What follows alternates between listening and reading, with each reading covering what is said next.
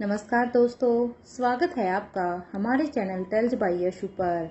यहाँ पर आपको मिलेंगी अनोखी और रोचक कहानियाँ। अगर आपको हमारी कहानियाँ पसंद आती हैं तो कृपया करके हमारी वीडियो को लाइक करें, इसको अपने दोस्तों के साथ शेयर करें और अगर आप इस चैनल पर नए हैं तो कृपया करके सब्सक्राइब करें। आपका हमारे चैनल पर विजिट करने के लिए बहुत बहुत धन्यवाद। चलिए आज की कहानी का सफ़र शुरू करते हैं।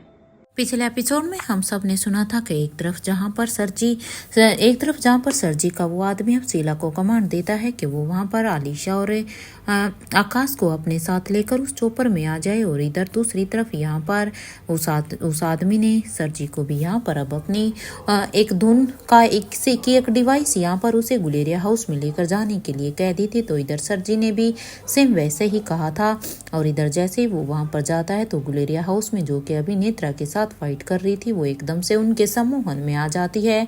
और इधर अब नेत्रा भी सरजी के कहे अनुसार एक तरफ जहाँ पर सरजी देवराज गुलेरिया को बचाकर अपने साथ लेकर चले जाते हैं, तो वहीं दूसरी तरफ नेत्रा यहाँ पर अनिका और लतिका को भी सरजी के बताए हुए अब उस कोटेज में लेकर आ जाती है। और अब यहाँ पर सरजी नेत्रा से कहते हैं कि वो अनिका और लतिका को कोटेज नंबर 3 में ले जाकर वहाँ पर बांध कर कैद कर लें। लेकिन अब वो कहते हैं कि वो अब तक यहाँ पर शीला अब तक क्यों नहीं आई है, क्योंकि उसे उस शीला को उसने काम दिया था कि वो आलिशा और आकाश की जिम्मेदारी वो शीला को देकर आए थे। इसलिए अब उसे गुस्सा आ रहा था कि आखिर उन्होंने शीला को वो जिम्मेदारी क्यों दी थी। अब यहाँ पर सरजी को इन्हीं सब बातों पे गुस्सा आ रहा था। अब यहाँ पर नेत्रा कहती है, क्या कहा आपने? शीला ये सब करने वाली है। आकाश, गुलेरिया और आलिशा को आप अपने साथ लेकर क्यों नहीं आए? हाँ, आपने शीला के ऊपर उन्हें क्यों छोड़ा? अब यहाँ पर इस बात पर अब सरजी कहते हैं, क्या हुआ है? तुम मुझे ऐसे क्यों देख रही हो नेत्रा? इस बात पर अब नेत्रा कहती है, कुछ नहीं, ये आपको आलिशा और आकाश की जिम्मेदारी उस शीला को देने की क्या ही जरूरत थी? अरे क्या आपको उसके बारे में पता नहीं है? आप भूल गए कि उसने सालों पहले उन दोनों के साथ क्या किया था? अरे जब वो पैदा हुए थे, आपको ये बात तो अच्छे से पता है ना कि शीला अंजलि को बिल्कुल भी पसंद नहीं करती है और उससे बदला लेने के लिए वो कुछ भी कर सकती है। जैसे उसने जब वो पैदा हुए थे तो उन दोनों को मारने की कोशिश की थी। इसलिए मुझे उस शीला के ऊपर इन दोनों को लेकर बिल्कुल भी भरोसा नहीं है। वो अभी भी उन दोनों के साथ कुछ भी कर सकती है।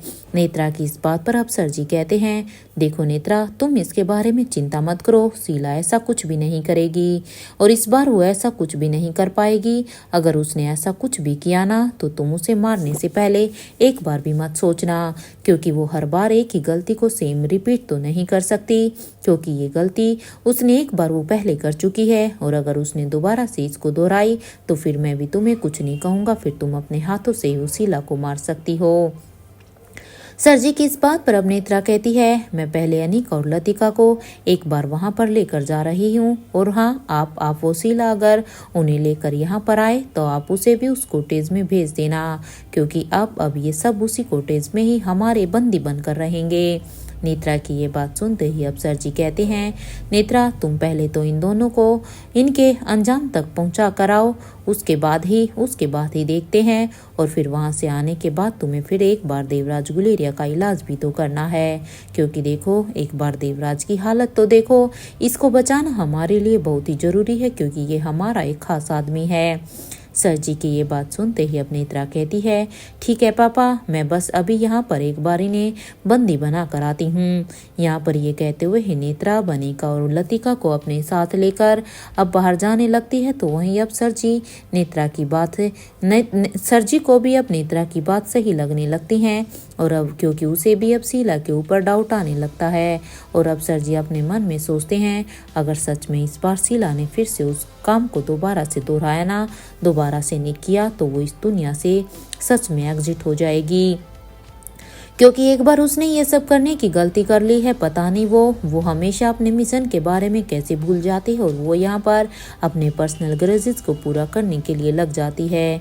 इस शीला का सच में इसी चीज़ में तो इससे थोड़ा डर लगता है। जहाँ एक तरफ सर जी शीला के इंतजार कर रहे थे तो वहीं दूसरी तरफ तो ऐसे लग रहा था वहीं दूसरी तरफ दो ऐसे लोग भी थे जिन्होंने इस कोटेज पर अपनी नज़र पहले से ही बनाई हुई थी। उनमें से एक कहता है, आपको क्या लगता है हमें अभी यहाँ अंदर जाना चाहिए? ये सुनते ही वो दूसरा शख्स कहता है, नहीं नहीं अभी नहीं, पहले हम जान तो लें कि आखिर वो लोग क्या प्लानिंग कर रहे हैं, क्योंकि अभी हमारे लिए उनकी प्लानिंग जानना बहुत ही ज़रूरी है। यहाँ पर ये दोनों अभी बातें कर ही रहे थे कि वहीं उनके पास अब नीचे ज़मीन पर लेटे दो लोगों को अब धीरे धीरे होश आने लगता है। और जैसे ही वो दोनों अब अपनी आंखें खोलते हैं तो वो पहले आसपास देखकर समझने की कोशिश करते हैं कि आखिर ये सब हो क्या रहा है। और जैसे ही वो दोनों अब यहाँ पर पूरी तरह से अपने होश में आते हैं तो वो सामने इन दो लोगों को देखकर कहते हैं, आप दोनों यहाँ पर, और हम यहाँ तक कैसे पहुँचे? ये सुनते ही अब उन्हें वो दोनों चुप रहने के लिए कहते हैं। वो साफ साफ इशारा कर देते हैं कि अभी यहाँ पर कोई भी सवाल जवाब नहीं, बिल्कुल चुपचाप रहो। और वो अब अपने मुंह पर अपनी उंगली रहकर उन्हें चुप रहने का इशारा कर देते हैं और साथ ही साथ अब उस कोटेज पे वो यहाँ पर अपनी नज़र बनाए रखने के लिए कहते हैं। इधर उनकी इस बात पर अब वो दोनों ही जो कि अभी होश में आए थे जिन्हें वो भी अब उनकी हेल्प करने लगते हैं। अब वो चारों ही उन कोटेज पर अपनी नज़र बनाए हुए थे कि तभी अब यहाँ पर अचानक से अब एक चोपर वहाँ पर आ जाता है। इस चोपर को वो इधर जैसे ही उनके कानों में अब चोपर के आने की आवाज़ आती है तो वो यहाँ पर उस चोपर की तरफ देखते हैं तो वो देखते हैं कि उसके अंदर से शीला और उसके साथ दो लोग आए हुए थे। ये देखकर अब उन चारों में से अब एक कहता है, एक चाल इन्होंने चली है ना, तो अब एक चाल चलने की बारी अब हमारी है। सच में इन्होंने जो चाल चली है अब उसका अंजाम इनके लिए कितना बुरा हो सकता है इन्हें भी नहीं पता है। अब मेरी बात आप तीनों ध्यान से सुनिए, क्योंकि अब इन्हें हम सबक सिखाते हैं। जिस तरह से इन्होंने अपनी चालाकी से ये सब किया है वो इन लोगों ने बिल्कुल भी ठीक नहीं किया, क्योंकि शीला यहाँ पर इस चोपर में अपने साथ आलिशा और आकाश को लेकर आई थी। इसलिए यहाँ पर इन चारों शख्स में से अब यहाँ पर एक शख्स अब इन्हें ये सब कहने लगता है और अब वो यहाँ पर कहता है, अब यहाँ पर आप सभी मेरी बात ध्यान से सुनिए। और ये कहते हुए वो शख्स अब अपनी प्लानिंग इन तीनों को ही बताने लगता है। इधर उस शख्स की सारी बातें सुनने के बाद अब वो तीनों ही कहते हैं, ओके अब ऐसा ही होगा। और यहाँ पर अब उनमें से दो लोग दबे पांव अब वहाँ से निकलकर अब उस कुटेज के पास जाते हैं जहाँ पर यह अनिका और लतिका को कैद किया हुआ था। इधर उन दोनों में से अब एक कहता है, आप इन्हें संभालिए, मैं कैमरे को संभालता हूँ। ये सुनते ही तो अब उसका साथी कहता है, ठीक है। और हाँ, ये कहते हुए ही वो अब एक हाई जंप करते हैं। इधर शीला अब वो हाई जंप करते हुए इधर वो आकर अब शीला के सामने आकर खड़ा हो जाता है।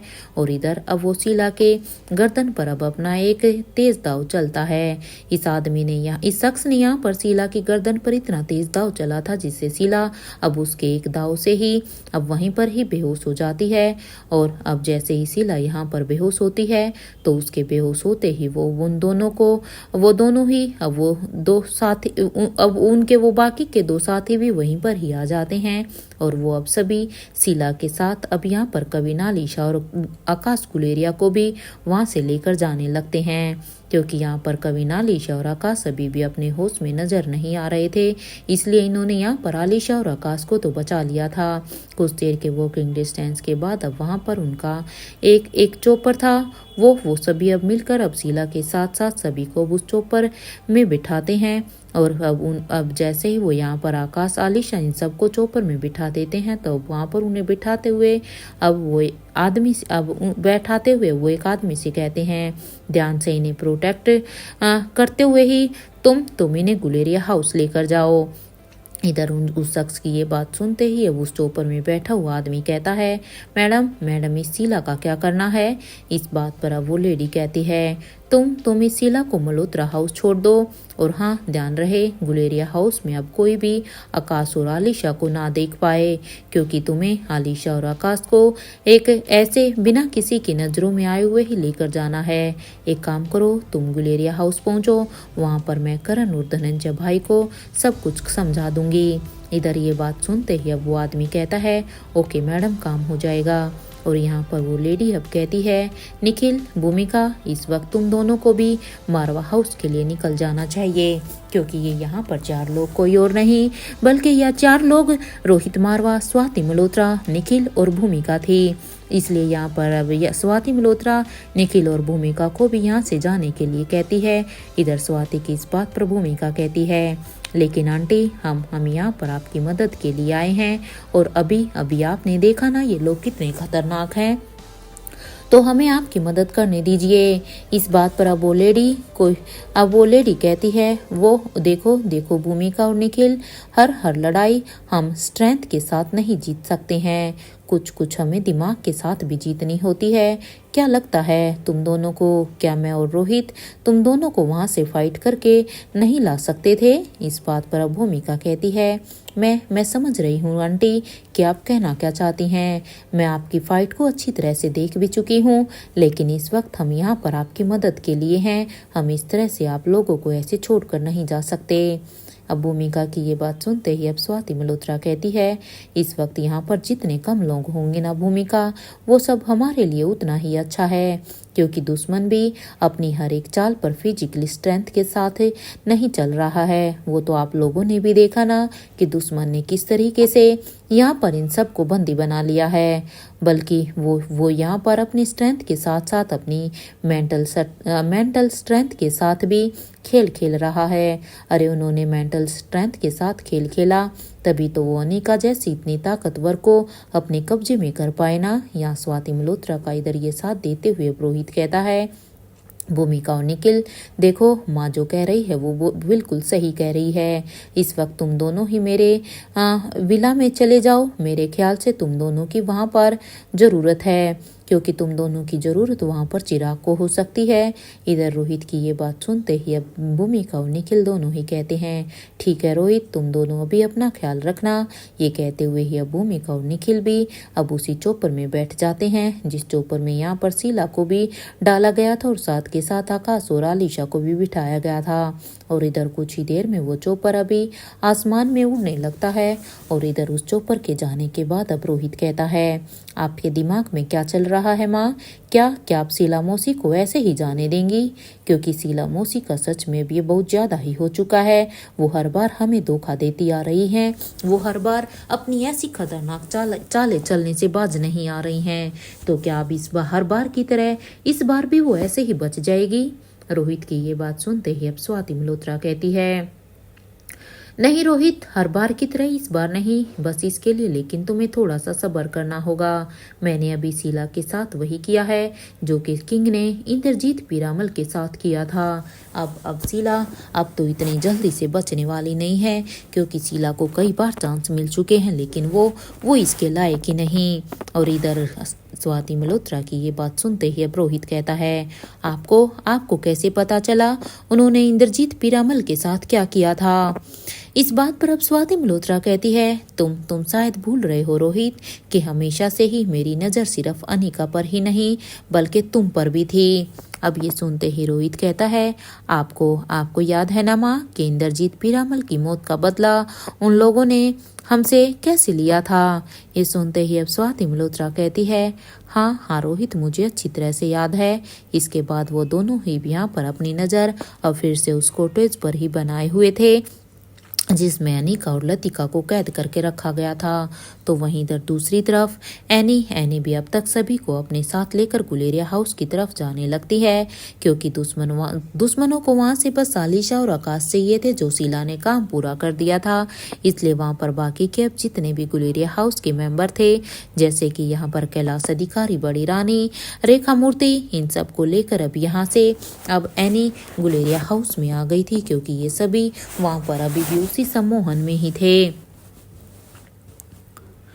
तो वहीं इधर महेंद्र पीरामल अब यहाँ पर राजीव से कहते हैं, राजीव क्या लगता है क्या सर जी वहाँ पर मौजूद थे? क्योंकि जो भी अब वहाँ पर घटना हुई उसके बाद तुम तुम्हारा इसके ऊपर क्या कहना है? महेंद्र की इस बात पर इससे पहले कि राजीव कुछ भी कहता तभी अब यहाँ पर बड़ी रानी सर जी का नाम सुनते ही अब बड़ी रानी कहती है, कौन कौन सर जी? किस सर जी की बात कर रहे हो महेंद्र तुम? और हमें ये बताओ कि आलिशा कहाँ पर है? हमें आलिशा कहीं पर भी नजर क्यों नहीं आ रही? इधर कुछ देर के लिए हमें क्या हो गया था? हमें कुछ भी समझ क्यों नहीं आ रहा? हम ऐसे हो गए थे जैसे सब कुछ हमारी आंखों के सामने तो है, लेकिन हमें कुछ समझ में नहीं आ रहा था। एक तरफ जहाँ पर बड़ी रानी सब कुछ समझने की कोशिश कर रही थी, तो वहीं दूसरी तरफ अंजलि मामी का भी कुछ यही हाल था। अंजलि मामी भी अब राजीव से कहती है, राजीव मेरे बच्चे कहाँ हैं? देखो ना तो यहाँ पर मुझे आलिशा नजर आ रही है और ना ही मुझे यहाँ पर आकाश नजर आ रहा है। क्या तुम बता सकते हो कि आलिशा और आकाश ये दोनों कहाँ पर हैं? अंजलि मामी की इस बात पर अब राजीव कहता है, अंजलि तुम और बड़ी रानी चिंता मत करो। देखो अगर शीला ने इस बार कुछ भी किया ना तो मैं उसे बिल्कुल जिंदा भी नहीं छोड़ूंगा। इधर उसकी इस बात को सुनकर अब महेंद्र पीरामल कहते हैं, बाकी सारी बातें एक तरफ राजीव, पहले इस ब्लैक कैट से पूछो कि इसने हमें आज़ाद कैसे करवाया है। क्योंकि महेंद्र के दिमाग में अब भी यही चल रहा था, क्योंकि इन्हें सकुशल यहाँ पर एनी यानी कि ब्लैक कैट ही लेकर आई थी। इधर महेंद्र की ये बात सुनते ही बहनी जो कि महेंद्र पीरामल को ही देख रही थी, तो एनी अब उसे देखकर अब एनी को इस तरह से अपनी तरफ देखता हुआ देखकर अब महेंद्र पीरामल कहते हैं, अरे तुम मुझे ऐसे क्यों देख रहे हो? क्योंकि जब ब्लैक कैट ने यानी कि एनी ने महेंद्र को ऐसे देखा तो एक बार उसे ऐसे देखता हुआ देखकर महेंद्र भी घबरा गया था, क्योंकि महेंद्र ने भी ब्लैक कैट के किस्से काफी बार सुने थे। इसलिए महेंद्र को लगा कि अब कहीं ब्लैक कैट उसकी ही खातिरदारी ना कर दे। इसलिए अब महेंद्र पीरामल कहते हैं, अरे ब्लैक कैट मैं तुम्हारी तारीफ कर रहा हूँ, तुम मुझे ऐसे क्यों देख रही हो? अब देखो ना, अगर तुम वहां पर नहीं होती तो पता नहीं कब तक हम सभी वहीं पर ही ऐसे ही स्टैचू बनकर खड़े रहते। महेंद्र की इस बात पर अब कैलाश अधिकारी कहते हैं, थैंक यू ब्लैक कैट। वैसे क्या हमारी हेल्प करने के लिए तुम्हें किंग ने भेजा था क्या?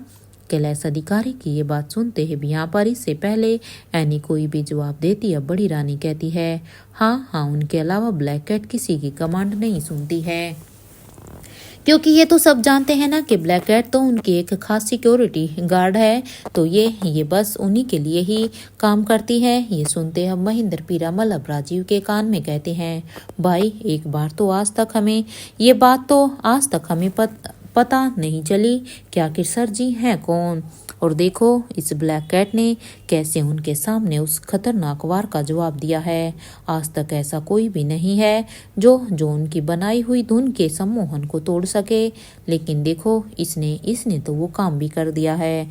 अरे नहीं तो हम लोग तो अभी भी वहीं पर ही उसी धुन के सम्मोहन में ही ना जाने कितने ही सालों तक रह जाते। महेंद्र की इस बात पर अब राजीव गुलेरिया कहता है, मुझे तो ये समझ में नहीं आ रहा है कि ये ब्लैक कैट उनके सम्मोहन से कैसे आज़ाद हुई। क्योंकि देखो महेंद्र, ये सोचने वाली बात है, क्योंकि वो धुन तो हम सब ने सुनी थी, लेकिन उस धुन को सब कुछ जैसे ही हम सब ने उस धुन को सुना तो हम सब उसके सम्मोहन में आ गए। लेकिन ये ब्लैक कैट ये भी तो वहीं पर मौजूद थी, तो ये उस धुन के सम्मोहन से कैसे बच सकती है? राजीव की इस बात को सुनकर अब महेंद्र पीरामल कहते हैं, यार देखो वो तो मुझे भी पता नहीं है। यहाँ पर ये सभी अभी बातें कर ही रहे थे कि तभी अब बहनी ने अचानक से एक ब्रेक मारी, तो वो सीधा ही अब गाड़ी से बाहर निकल कर आ जाते हैं। तो वहीं अब महेंद्र पीरामल अब बहनी से कहते हैं, ब्लैक कैट तुम पेरिस से कब चलोगी? वैसे तुम अगर चाहो तो हमारे साथ तुम पेरिस चल सकती हो। महेंद्र की ये बात सुनते ही बहनी कहती है, don't worry, whenever you need me please contact to king, क्योंकि जैसे ही आप किंग से कॉन्टैक्ट करेंगे मैं वहीं पर मौजूद हो जाऊंगी। एनी की ये बात सुनते ही और ये कहते हुए ही एनी अब तेजी से उस गाड़ी को घुमाकर तेजी से दौड़ाने लगती है। तो उसे देखकर अब महेंद्र पीरामल कहते हैं, बाप रे बाप, लड़की है या आफत, क्या स्पीड में गाड़ी चलाई है। क्योंकि यहाँ पर एनी इन सबको भी गाड़ी से लेकर गुलेरिया हाउस के लिए ही निकल रही थी। इधर उसकी स्पीड को देखकर महेंद्र पीरामल की तो आंखें फटी की फटी रह गई थी। इधर महेंद्र की ये बात सुनते ही अब राजीव कहता है, तुम अंदर चल रहे हो, क्योंकि अब तक ये लोग सभी गुलेरिया हाउस पहुंच चुके थे। इस बात पर अब महेंद्र पीरामल कहते हैं, हाँ मैं अंदर आ रहा हूँ। यहाँ पर अब धनंजय पीरामल कहते हैं, रेवती देखो, तुम चिंता मत करो, आलिशा को कुछ भी नहीं होगा, मैं तुमसे प्रॉमिस करता हूँ। जहाँ एक तरफ धनंजय पीरामल रेवती को संभाल रहे थे, तो वहीं दूसरी तरफ इधर राजीव गुलेरिया अंजलि को संभाल रहे थे। क्योंकि जो हाल यहाँ पर रेवती का आलिशा को लेकर था, तो वही हाल सेम अंजलि मल्होत्रा का आकाश और आलिशा दोनों को लेकर था। इसलिए राजीव अब अंजलि को संभालते हुए कहते हैं, अंजलि मैंने कहा ना, तुम चिंता मत करो, मैं तुम्हारे बच्चों को कुछ भी नहीं होने दूंगा। और ये कहते हुए ही राजीव अब अंजलि के कंधे पर अब अपना हाथ रखते हुए ही अब वो उसे गुलेरिया हाउस के अंदर लेकर आ जाते हैं। क्योंकि राजीव ने अंजलि को अपने दोनों हाथों से पकड़ा हुआ था। अंजलि तो मानो यहाँ पर अपनी सुध बुध ही खो चुकी थी। इधर राजीव जैसे ही वहां पर अब अंदर पहुंचते हैं, तो उन्हें देखकर अब यहाँ पर अचानक से श्रेया कहती है, शारदा आंटी सभी के लिए पानी लेकर आइए। अब ये सुनते ही शारदा कहती है, जी मैडम। और यहाँ पर जैसे ही सब वहां पर अंदर आकर हॉल में बैठते हैं, तो यहाँ पर शारदा भी अब स्टाफ के साथ पानी लेकर सबके लिए वहां पर आती है। तो अब सभी शारदा के हाथ से अब एक एक गिलास पानी उठाकर पीने लगते हैं। तो यहाँ पर अब अंजलि मामी फिर से कहती है, मेरा मन नहीं है, मुझे पानी नहीं पीना। अंजलि की ये बात सुनते ही अब राजीव अब उस ट्रे में से एक गिलास पानी को उठाता है और अब उस पानी को वो अंजलि को पानी पिलाते हुए ही कहता है, देखो अंजलि, जिद मत करो। अंजलि प्लीज पानी पी लो ना। अगर तुम ऐसे करोगी तो ऐसे करने से थोड़ी ना आकाश और आलिशा भी ही आ जाएंगे। मैंने तुमसे प्रॉमिस किया ना कि मैं तुम्हारे बच्चों को सही सलामत लेकर आऊँगा, इसलिए प्लीज मेरी बात पर तो विश्वास करो, ये पानी पी लो। इधर राजीव की ये बात सुनते ही अंजलि मामी कहती है, नहीं राजीव, मेरा मन नहीं है। ये कहते हुए ही अंजलि मामी वहीं पर ही बेहोश हो जाती है। क्योंकि अंजलि मामी तो मानो अपने होश में ही नहीं थी, वो अपनी सुध बुध सब कुछ खो चुकी थी। तो वहीं राजीव अब अंजलि को इस तरह से बेहोश होता हुआ देखकर अब वो उसे अपने हाथों में उठाकर इधर सीधा ही अब ऊपर मेडिकल रूम की तरफ लेकर जाने लगता है। अंजलि को इस तरह से बेहोश होता हुआ देखकर राजीव एक पल के लिए घबरा गया था कि कहीं अंजलि को भी कुछ हो तो नहीं गया। तो यहाँ पर अब बड़ी रानी कहती है, प्रिंसेस लतिका कहाँ है। क्योंकि जब बड़ी रानी यहाँ पर गुलेरिया हाउस में आई, तो उसे यहाँ पर बाकी सब तो दिखाई दे रहे थे, लेकिन प्रिंसेस लतिका उसे कहीं भी दिखाई नहीं दे रही थी। इसलिए वो यहाँ पर प्रिंसेस लतिका के बारे में पूछती है और कहती है, क्या वो भी सो रही हैं। बड़ी रानी की इस बात पर अब श्रेया और राजलक्ष्मी दोनों ही अब एक दूसरे को देखने लगती हैं। क्योंकि वो भी यहाँ पर जो भी कुछ हुआ उसके बारे में वो बड़ी रानी को क्या ही जवाब देती कि इतने लोगों के होते हुए भी वो प्रिंसेस लतिका को नहीं बचा पाए। तो यहाँ पर उन दोनों को इस तरह से देखता हुआ देखकर अब धनंजय पीरामल को भी कुछ गड़बड़ नजर आती और अब धनंजय पीरामल कहते हैं, देखो रेवती, पहले खुद को संभालो, लतिका से बाद में मिल लेना। इधर ये धनंजय की ये बात सुनते ही अब बड़ी रानी कहती है, धनंजय हमारी बेटी को कुछ होगा तो नहीं ना, हम किंग से बात करेंगे। और ये कहते हुए ही बड़ी रानी अब अपने रूम की तरफ जाने लगती है। तो वहीं अब धनंजय पीरामल देखते हैं कि करण गुलेरिया यहाँ पर अपनी ही किसी गहरी सोच में थे। करण गुलेरिया को इस तरह से किसी सोच में डूबा हुआ देखकर अब धनंजय पीरामल करण के पास जाते हैं और कहते हैं, क्या हुआ है करण, सब कुछ ठीक तो है ना। इधर धनंजय की ये बात सुनते ही अब करण गुलेरिया कहते हैं, मुझे तुमसे कुछ बात करनी है धनंजय, प्लीज अभी मेरे साथ मेरे रूम में आओ। अब यहाँ पर करण की ये बात सुनते ही अब धनंजय का डर अब और भी बढ़ जाता है। अब धनंजय को साफ नजर आ रहा था कि बात जितनी अभी उनके सामने जो चीज उन्हें दिखाई दे रही थी वो सिर्फ उतनी ही नहीं थी, बात जरूर कुछ और भी है, गड़बड़ तो कहीं और भी हुई है। और ये सब सोचते हुए ही धनंजय पीरामल एक बार के लिए तो घबरा जाते हैं, लेकिन अब ये सुनते ही वो भी अब अपने हाथ में लिए हुए उस गिलास को टेबल पर रख देते हैं और अब वो उसे रखते हुए ही कहते हैं, ठीक है करण चलो। और ये कहते हुए ही धनंजय पीरामल अब करण गुलेरिया के साथ उनके कमरे की तरफ जाने लगते हैं। कुछ ही देर के वॉकिंग डिस्टेंस के बाद जैसे ही वो दोनों अभी रूम में पहुंचते हैं तो अब करण गुलेरिया कहते हैं, देखो धनंजय दरवाज़ा बंद कर दो, ये बात हम दोनों के बीच में ही होनी चाहिए। मैं नहीं चाहता कि इस बात की अभी किसी को भनक भी लगे। करण की ये बात सुनते ही धनंजय पीरामल भी अब दरवाजे को बंद कर देते हैं। तो अब यहाँ पर जैसे ही धनंजय ने दरवाजे को बंद किया तो अब करण गुलेरिया कहते हैं, धनंजय आकाश और आलिशा को मरना होगा। अब जैसे ही करण ने ये बात कही तो ये सुनते ही तो अब धनंजय पीरामल कहते हैं, करण खबरदार, तुम ये क्या कह रहे हो? अरे करण तुम्हें पता भी है तुम ये क्या कह रहे हो? हाँ, इस बात पर अब यहाँ पर करण गुलेरिया धनंजय के हाथ पर अपना हाथ रखते हुए कहते हैं, धनंजय प्लीज मेरी बात तो सुनो।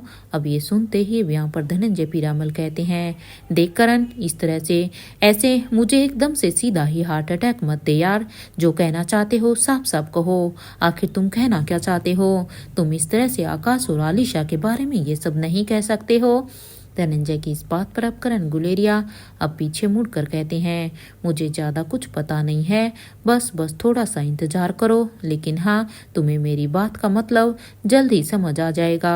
करण की ये बात सुनते ही अब धनंजय पीरामल कहते हैं, क्या ये स्वाति का प्लान है? क्योंकि करण की इन बातों को सुनकर अब धनंजय को शक हो गया था कि जरूर स्वाति ने ही कुछ ये ऐसा प्लान किया है। इसलिए वो कहते हैं कि क्या ये स्वाति का प्लान है और क्या उसे पता है कि वो दोनों कहाँ पर हैं? धनंजय की ये बात सुनते ही अब करण गुलेरिया कहते हैं, देख धनंजय मुझे आइडिया नहीं है, अभी तक मुझे भी किसी भी बात का ज़्यादा कुछ नहीं पता। करण की ये बात सुनते ही अब धनंजय पीरामल कहते हैं, ठीक है फिर अगर तुझे नहीं पता तो मुझे ये बताओ कि स्वाति वापस कब तक आएगी? धनंजय की इस बात पर अब करण गुलेरिया कहते हैं, मुझे इसका भी आइडिया नहीं है। क्या तुम हेल्प कर सकते हो? मेरा मतलब है कि you understand the birds language, है ना? तुम पंछियों की भाषा को समझ सकते हो ना, और अपनी बातें उन्हें बता भी सकते हो। अगर तुम ऐसा कर लोगे तो देखो उनकी हेल्प से हम वहां तक जरूर पहुंच जाएंगे कि आखिर स्वाति कहाँ पर है। करण की ये बात सुनते ही अब धनंजय पीरामल कहते हैं, ठीक है करण, लेकिन हाँ बाहर सभी के जाने के बाद ही हम यहाँ से निकल सकते हैं, क्योंकि देखो अभी जो कुछ भी हुआ है वो सच में किसी बुरे सपने से कम नहीं है। इसलिए पहले एक बार वहाँ पर सब कुछ नॉर्मल होने दे, सबको अपने अपने कमरे में जाने दे, उसके बाद हम चलते हैं। ये सुनते ही अब करण गुलेरिया कहते हैं, ठीक है मैं इंतजार करूंगा। और यहाँ पर अब करण गुलेरिया और धनंजय पीरामल वो दोनों ही अब यहाँ पर अब इस हॉल को खाली होने का वेट कर रहे थे कि कब ये लोग अपने अपने कमरे में जाएंगे और कब वो स्वाति को ढूंढने के लिए निकलेंगे। तो वहीं इधर दूसरी तरफ मेडिकल रूम में अब तक राजीव गुलेरिया यहाँ पर अंजलि मल्होत्रा को मेडिकल रूम में लेकर आ गया था, और राजीव भी यहाँ पर डॉक्टर से कहता है, डॉक्टर देखिए ना क्या हुआ है इसे। राजीव की ये बात सुनते ही अब डॉक्टर कहता है, रिलैक्स सर, ये बस स्ट्रेस की वजह से ये बेहोश हो गई है, क्योंकि इन्होंने कुछ ज़्यादा ही स्ट्रेस ले ली है। आप चिंता मत कीजिए, मैं इन्हें एक इंजेक्शन लगा देता हूँ। वैसे इन्हें कोई एलर्जी तो नहीं है ना? वो क्या है ना कि अगर हमें इसके बारे में पता रहेगा तो हम इनकी और भी ज़्यादा अच्छे से देख रेख कर पाएंगे। डॉक्टर की इस बात पर राजीव कहते हैं, हाँ इसे ऑर्चिड के फ्लावर की एलर्जी है। ये सुनते ही अब डॉक्टर कहता है, okay sir, I will take care to her. इसके बाद वो अब अंजलि को इंजेक्शन लगा देता है। तो वहीं अब राजीव बस अंजलि को ही देख रहा था कि तभी उसकी नज़र अब सामने दरवाजे पर जाती है। जैसे ही वो सामने देखता है तो वहाँ पर श्रेया, राजलक्ष्मी और नंदनी के साथ महेंद्र पीरामल खड़े हुए थे। उन चारों को वहां पर देखकर अब वो इशारे से ही अब यहाँ पर राजीव से कहता है, अंजलि कैसे है? तो वहीं अब राजीव भी अब इन चारों को इशारे से कहता है, ये ठीक है। अभी इस बात को समझकर अब वो सभी अब राजीव को बाहर आने के लिए कहते हैं। तो इधर राजीव भी अब उनके इशारे को समझकर अब अपनी जगह से उठकर वहां से जाने ही वाला था कि तभी उसे एहसास होता है कि किसी ने उसका हाथ पकड़ा हुआ है। राजीव जैसे ही अब पीछे मुड़कर देखता है तो यहाँ पर अंजलि ने ही राजीव का बेहोशी में भी हाथ पकड़ा हुआ था और इसलिए अब वो बड़े ही ध्यान से अब अंजलि के हाथ को अब अपने हाथ से अलग कर देता है, क्योंकि राजीव को भी ये लोग बाहर बुला रहे थे। इसलिए अब अंजलि के हाथ से अपने हाथ को छुड़वाकर वो बाहर आ जाता है और अब वो यहाँ पर फिर से मेडिकल रूम के दरवाजे को बंद कर देता है। जैसे ही राजीव गुलेरिया अब यहाँ पर इस दरवाजे से बाहर आया तो वो यहाँ पर श्रेया से कहता है, तुम किशन को कॉल कर दो। ये श्रेया, वो अंजलि के बारे में उन्हें सब कुछ बता दो कि अंजलि यहाँ पर है। राजीव की ये बात सुनते ही अब श्रेया कहती है, जी वो मैंने मल्होत्रा फैमिली में अनिका की मल्होत्रा फैमिली में मैंने कॉल कर दिया है। वो क्या है ना कि अनिका की नानी माँ को मैंने सब कुछ बता दिया है, कॉल उन्होंने ही उठाया था। अभी बस कुछ देर में ही सुबह हो जाएगी और वो फिर जल्दी से यहाँ पर आ जाएंगे। श्रेया की इस बात को सुनकर अब राजीव गुलेरिया कहता है, ठीक है, ये तो तुमने बहुत ही अच्छा काम किया, क्योंकि अब वो लोग यहाँ पर आकर वो अंजलि को संभाल सकते हैं। इधर अब यहाँ पर राजीव गुलेरिया फिर से कहता है, हाँ ठीक है, फिर अब मुझे बताओ कि तुम लोग मुझे यहाँ पर क्यों बुला रहे थे।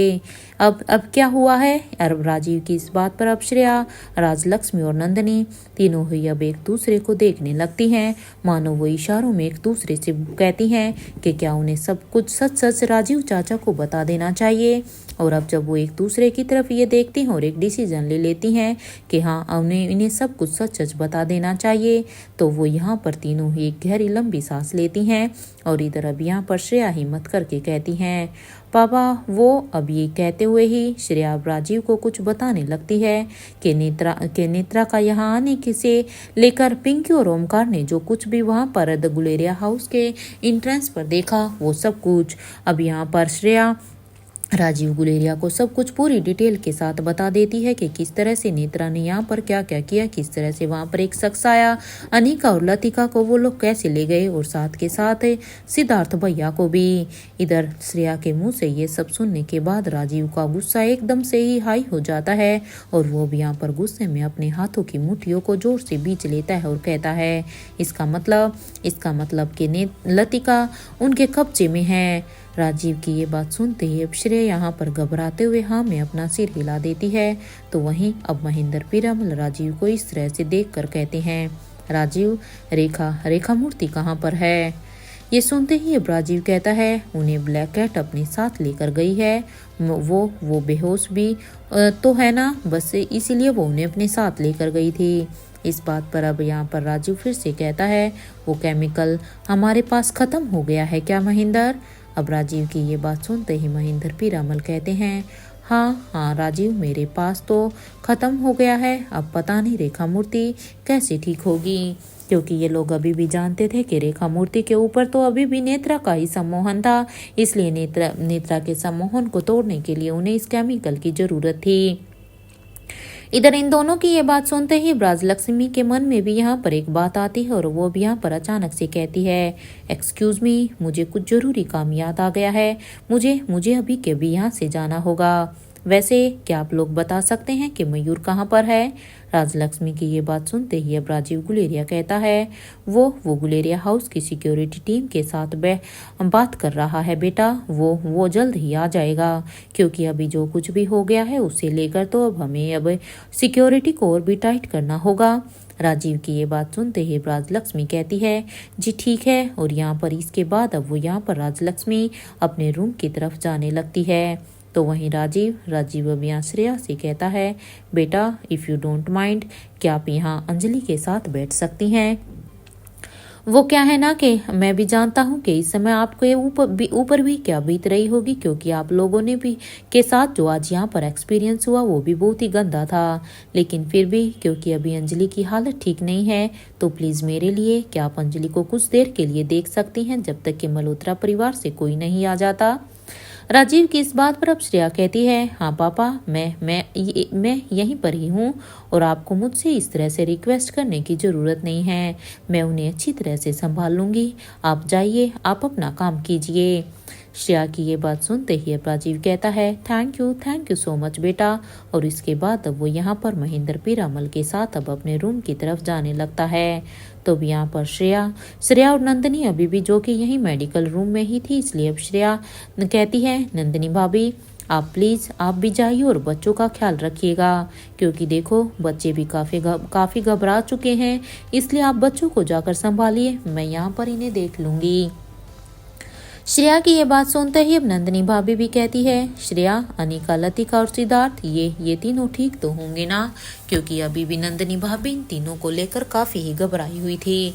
हालांकि अभी उन्हें आलिशा और आकाश के बारे में भी कुछ पता नहीं था, लेकिन वो इन तीनों को उन्होंने खुद अपनी आंखों से जाते हुए देखा था, इसलिए वो इनके बारे में और भी ज़्यादा चिंतित थी। नंदिनी भाभी की इस बात पर अब श्रेया कहती है भाभी आप चिंता मत कीजिए, अनिका है ना, मुझे पूरा विश्वास है कि वो सब कुछ संभाल लेगी, और वैसे भी वो हम सभी की रक्षक जो है, आज तक उन्होंने ही हमें संभाला है, तो बस जहाँ अनिका है वहाँ पर सब कुछ ठीक ही होगा। इस बात पर अब नंदिनी भाभी कहती है हाँ मुझे पता है श्रेया कि अनिका सब संभाल लेगी।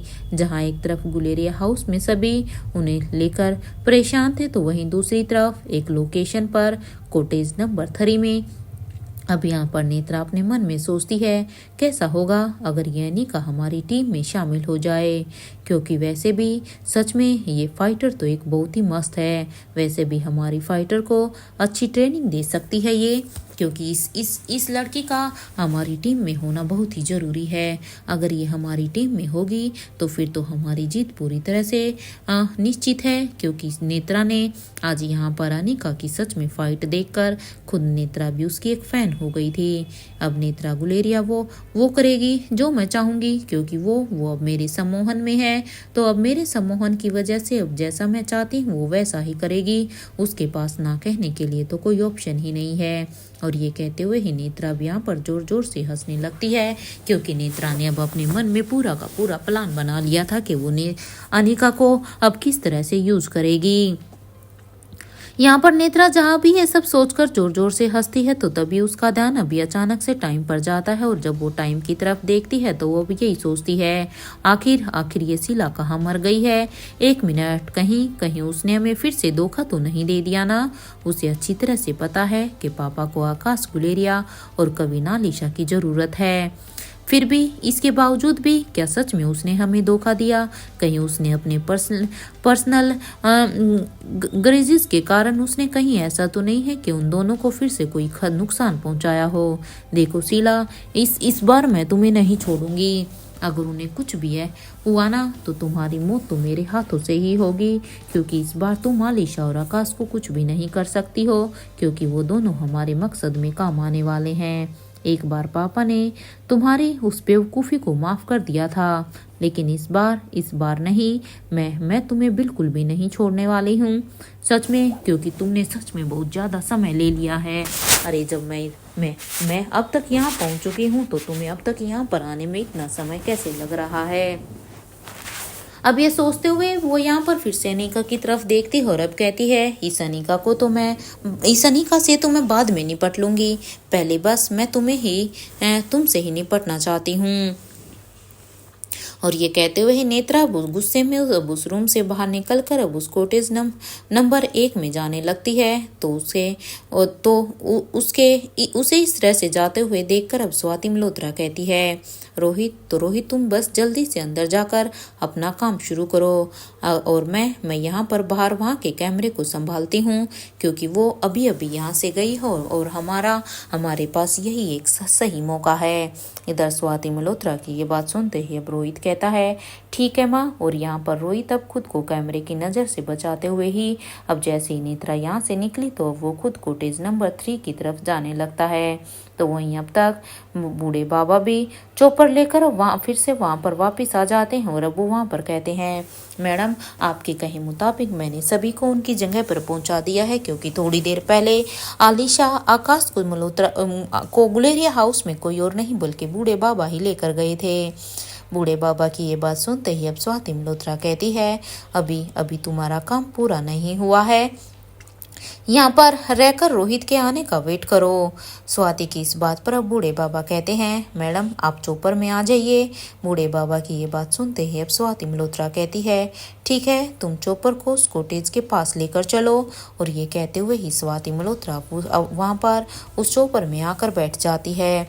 और वहाँ पर बैठने के बाद स्वाति मल्होत्रा अब अपने लैपटॉप को निकाल कर अब अपने लैपटॉप में कुछ टाइप करने लगती है।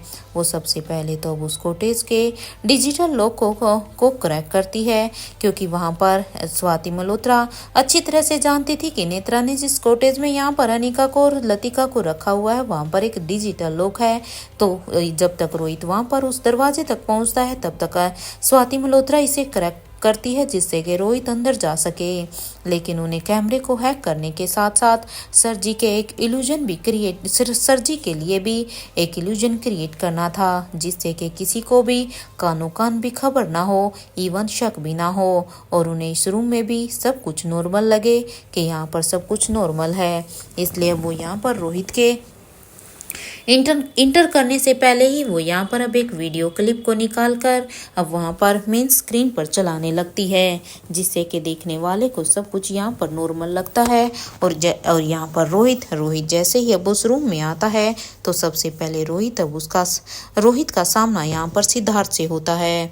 तो यहाँ सिद्धार्थ कहता है, मैं नेत्रा को बता दूंगा कौन हो तुम यहाँ से अभी के अभी चले जाओ, क्योंकि सिद्धार्थ के ऊपर अभी भी नेत्रा का सम्मोहन था। इधर सिद्धार्थ की ये बात सुनते ही पहले तो रोहित सिद्धार्थ को प्यार से समझाने की कोशिश करता है, लेकिन जब वो यहाँ पर रोहित की बातों को बिल्कुल भी नहीं मानता, तो वो यहाँ पर रोहित के पास अब कोई ऑप्शन नहीं था, इसलिए वो सिद्धार्थ के ऊपर सीधा अपना एक दाव चल देता है। जैसे ही रोहित ने यहाँ पर अपना दाव चला तो उसकी वजह से सिद्धार्थ को थोड़ी सी चोट लगती है और वो वहीं पर ही एक ही दाव में बेहोश हो जाता है। जैसे ही सिद्धार्थ यहाँ पर बेहोश हुआ तो वहीं लतिका अब कहती है, रोहित अंकल, क्योंकि लतिका ने रोहित को देख लिया था। इधर ये सुनते ही अब रोहित जल्दी से लतिका के पास जाकर अब उसके हाथों को खोल देता है। तो वहीं लतिका अब रोहित को जल्दी से हक कर लेती है, क्योंकि लतिका सच में बहुत ही घबरा गई थी। और अब लतिका रोहित को हक करते हुए कहती है, thank you so much uncle कि आप हमें यहाँ पर बचाने के लिए आए। एक पल के लिए तो मुझे लगा था कि सच में मैं यहाँ से कभी भी नहीं निकल पाऊंगी।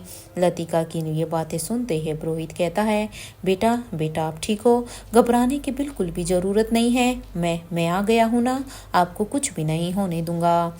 इधर रोहित की इस बात पर लतिका कहती है, हाँ रोहित अंकल, अब मैं आपको देखकर ठीक हूँ।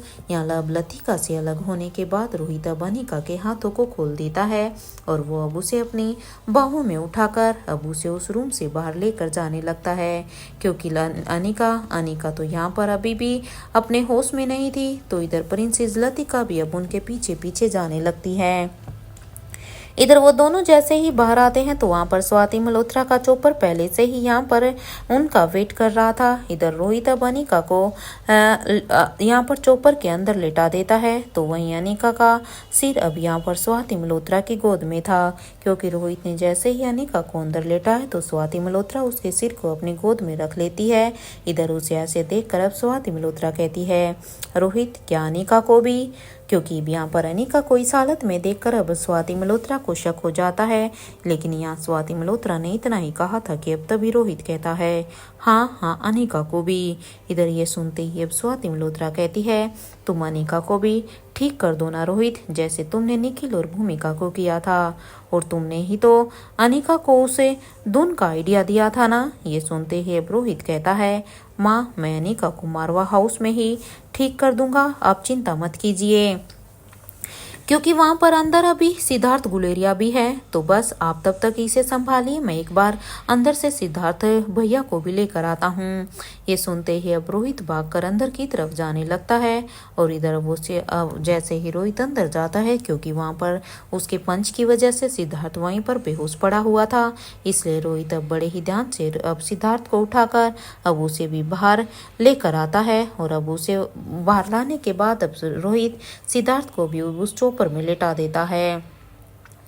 सिद्धार्थ को चोपर में लेटाने के बाद अब यहाँ पर, क्योंकि रोहित ने सबको अब तक चोपर तक पहुंचा दिया था, इसलिए अब रोहित भी खुद अब उस चोपर के अंदर बैठ जाता है। तो यहाँ पर अब रोहित कहता है, देवराज गुलेरिया का क्या, क्योंकि ये लोग तो देवराज गुलेरिया को भी तो लेकर आए थे ना, तो क्या अब हमें उन्हें भी अपने साथ लेकर जाना चाहिए। रोहित की इस बात पर अब स्वाति मल्होत्रा कहती है, तुम्हें किंग पर यकीन होना चाहिए रोहित, किंग ये सब अपने आप संभाल लेंगे। और ये कहते हुए ही स्वाति मल्होत्रा के चेहरे पर एक सरकास्टिक सी स्माइल थी। तो वहीं रोहित अब यही समझने की कोशिश कर रहा था कि आखिर ऐसा क्या है जो उसकी नज़रों से अभी छुपा हुआ है, क्योंकि रोहित के मन में अभी भी एक शंका थी कि यहाँ पर कुछ तो ऐसा है जो रोहित के सामने है, लेकिन वो उससे छुपा हुआ है, वो उसे देख नहीं पा रहा। यहाँ रोहित इधर अपनी ही सोच में था कि तभी वो चोपर अभी आसमान में होता है, क्योंकि यहाँ पर स्वाति मल्होत्रा और रोहित ने इन्होंने यहाँ पर अनिका, सिद्धार्थ और लतिका को अच्छे से बचा लिया था, साथ के साथ उन्होंने आकाश और आलिशा को भी। तो यहाँ पर अब स्वाति मल्होत्रा कहती है, अब वो लोग शांत नहीं बैठेंगे, क्योंकि जब वो यहाँ पर इस कॉटेज में आकर देखेंगे तो यहाँ पर जब अनिका लतिका नहीं मिलेंगी तो वो लोग और भी बौखला जाएंगे, और ऊपर से आलिशा और आकाश भी उन्हें नहीं मिले हैं। तो अब तो देखना उनकी बौखलाहट और भी बढ़ेगी, वो जरूर अब कुछ ना कुछ बड़ा करने के बारे में सोचेंगे, क्योंकि वो काफी लंबे समय से लगातार हारते आ रहे हैं। तो इस बार उनका प्लान और भी बड़ा ही खतरनाक होगा। इंद्रजीत पीरामल की मौत के बाद क्या हुआ था ये तो कोई भी नहीं भूल पाया है। इधर ये सोचते हुए ही स्वाति मल्होत्रा अब अनिका के सिर पर अब अपना हाथ फेरते हुए ही प्यार से कहती है, अनिका को कैसे उस इनविजिबल एनिमी के बारे में बताऊं, जिसके बारे में तो ना किंग जानते हैं और ना ही मैं। आखिर वो कौन है जिसकी धुन के आगे सिर्फ इंसान नहीं बल्कि पंछी भी अपना सिर झुकाते हैं। और सबसे बड़ा शौक तो मेरे लिए ये था